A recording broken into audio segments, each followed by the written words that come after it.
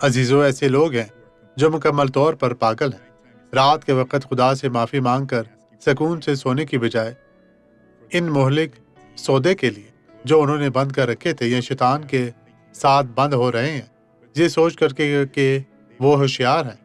لیکن سچ یہ ہے کہ اگر کوئی انہیں بچانے کے لیے نہیں آیا تو وہ جلد کی ریت میں نگل جائیں گے۔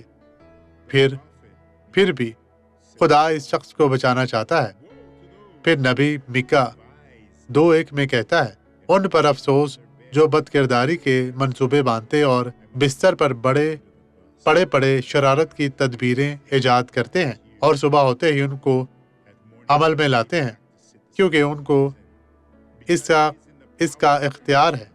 یہ ختم کریں، خدا کی تلاش کریں، اپنے آپ کو پاک کریں، کیونکہ اس کے پاس آپ کے لیے عظیم کام ہے جو آپ کے لیے ہے، جو آپ کو سونپا گیا ہے۔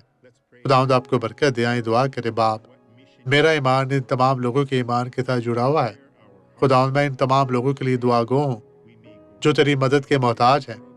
میرے ناصری، تو ان تمام لوگوں کو بڑی برکت دے، انہیں چھو پاک صاف اور مسح کر، اور ہر طرح کی بدی سے انہیں محفوظ رکھنا۔ میرے ناصری، رحم کر خداوند۔ ہاللویا۔ خداوند جلال کے بادشاہ، میرے عزیزو، ایمان رکھیں کہ آپ کا خداوند خدا آپ کے ساتھ ہے۔ بدی اب چلی جائے یسوع کے نام میں، اور آپ کہیں آمین۔